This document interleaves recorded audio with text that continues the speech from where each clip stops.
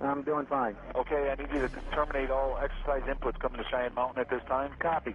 And stay on loop until I verify that the connectivity is disconnected on the exercise side only. Okay, no, do not do any more inputs on the exercise side and stand by. I got Cheyenne Mountain on the line. Terminating all exercise inputs. Over, if you didn't know that the exercise. Oh, yeah.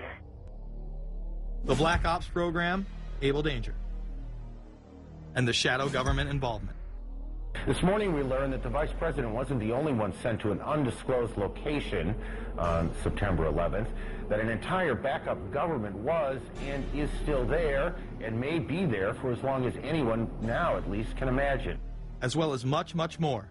The government has lied about 9/11 repeatedly and used it to dominate the Middle East, while creating an evolving police state here, encroaching on civil liberties at home. And of course, building a new world order. There is a chance for the President of the United States to use this disaster to carry out what his father, a phrase his father used, I think, only once, and hasn't been used since, and that is a new world order. We know now that September 11th of 2001 was the beginning of what we might call a new world order.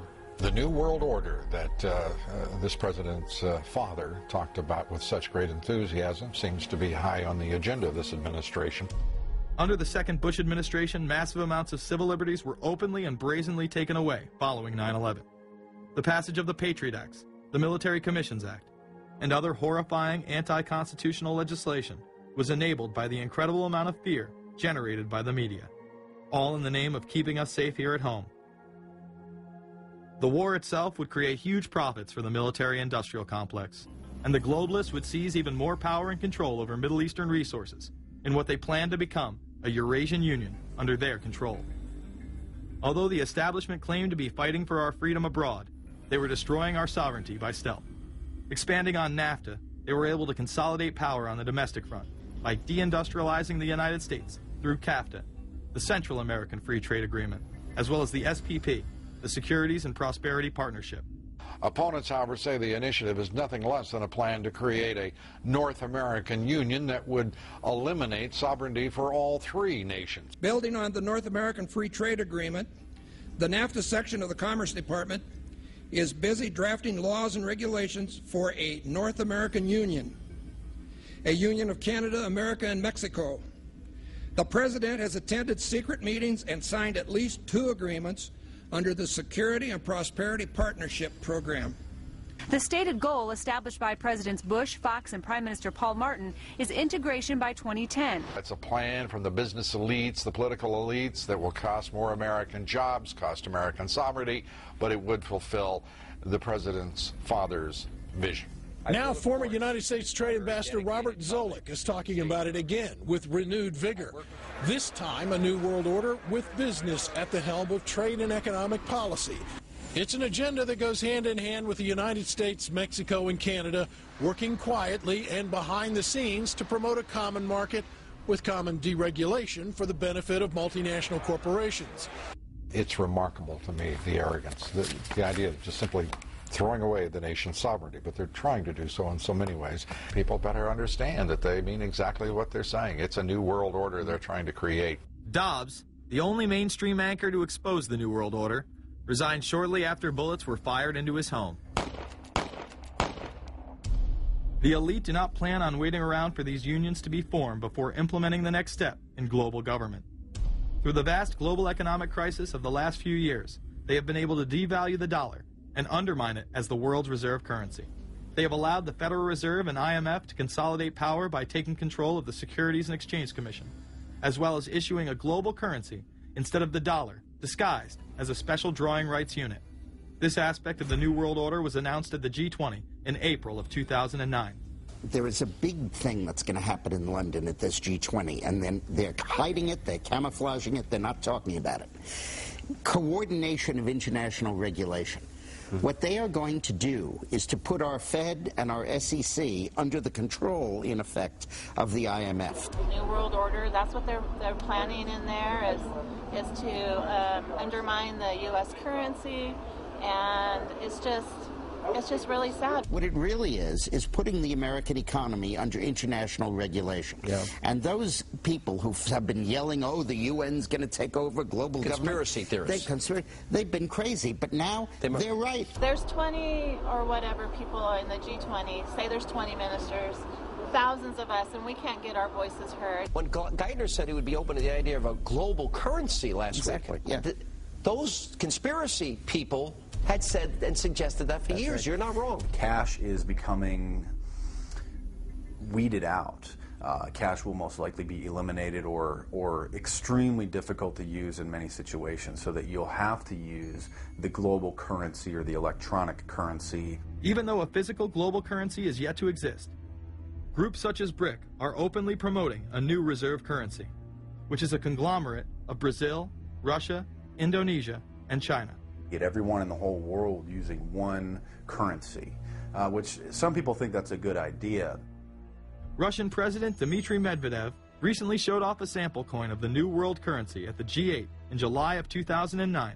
We have also agreed today additional resources of $1 trillion that are available to the world economy through the International Monetary Fund and other institutions. This includes 250 billion from special drawing rights, the reserve currency of the IMF, drawing rights that will be issued to countries who are part of the International Monetary Fund. I think a new world order is emerging, and with it the foundations of a new and progressive era of international cooperation. The head of the European Union is also calling for global government. 2009 is also the first year of global governance, with the establishment of the G20 in the middle of the financial crisis. Gordon Brown has called for a world constitution. We now need nothing short of a world constitution for the global financial system.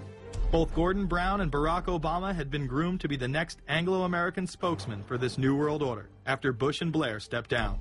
Here is Gordon Brown in front of the CBI prior to him being chosen to become Prime Minister. And it's only now that we can begin to understand that the world order that globalization brings and what it's going to look like. But what does the new world order mean for countries like ours who are looking to succeed? And the question for us is how we meet and master all these challenges to ensure that Britain enhances its competitiveness in the process and realizes what I believe is our destiny of success in this new world order. A new world is emerging. It is a new world order with significantly different and radically new challenges for the future. President Barack Obama has also espoused similar views on globalism. Here he is in Berlin, Germany, in July of 2008, in what media have dubbed his New World Order speech. Well, there have been extraordinary scenes in Berlin tonight as thousands of people gathered to hear Barack Obama deliver key foreign policy speech on his current European tour. The Democratic presidential hopeful laid out his vision for America's place in a new world order. In this new world, such dangerous currents have swept along faster than our efforts to contain them. And that is why we cannot afford to be divided. No one nation, no matter how large or powerful, can defeat such challenges alone. But the burdens of global citizenship continue to bind us together. In this new century, Americans and Europeans alike will be required to do more, not less. Partnership and cooperation among nations is not a choice. It is the only way, the one way, to protect our common security and advance our common humanity. That is why America cannot turn inward. That is why Europe cannot turn inward. America has no better partner than Europe. Now is the time to build new bridges across the globe as strong as the one that binds us across the Atlantic. Now is the time to join together through constant cooperation and strong institutions and shared sacrifice and a global commitment to progress to meet the challenges of the 21st century. Barack Obama also became the first sitting president to ever become the chair of the Security Council for the United Nations, which only further cites his allegiance to world government. In an era when our destiny is shared, power is no longer a zero-sum game. No one nation can or should try to dominate another nation. No world order that elevates one nation or group of people over another will succeed. No balance of power among nations will hold. The traditional divisions between nations of the South and the North make no sense in an interconnected world. I think its task will be to develop an overall strategy for America in this period when really a new world order can be created. It's a great opportunity. The globalists, who know that Obama is going to promote their plan, want to make him such a superhero that nobody will question what he's doing. He is very much a product of the system that he is now technically in charge of. Obama alone, or the Democrat Party alone, is not responsible for his massive rock star status. It's been done by the media. This establishes that Obama is an unapologetic globalist who holds no one nation above another, despite its policies. Perhaps we should move towards a society more like China if that's the case. After all, on the 60th anniversary of the communist Mao regime takeover, the Empire State Building, once a proud symbol of the United States, was lit in the colors of the Communist Party halfway across the world. In fact, following the United Nations Copenhagen Conference in December of 2009, the Washington Post ran the headline, "Copenhagen Climate Deal Shows New World Order May Be Led by U.S., China." The Copenhagen Conference was disguised as a summit that would save the planet from man-made global warming by cutting carbon emissions. When taking a look at the almost 200-page document that was being proposed, it becomes evident that this was yet another attempt to establish global government and set up a global tax.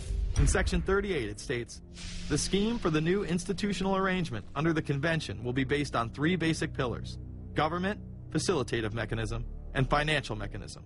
In Section 47, subsection F, it discusses cap-and-trade schemes and carbon taxes and the use of new and existing flexible carbon market mechanisms. These cap-and-trade schemes were just that, a scheme to further transfer the wealth from the poor to the ultra-rich.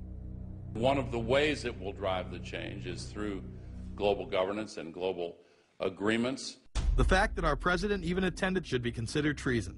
Just weeks before the conference, ClimateGate hit the media.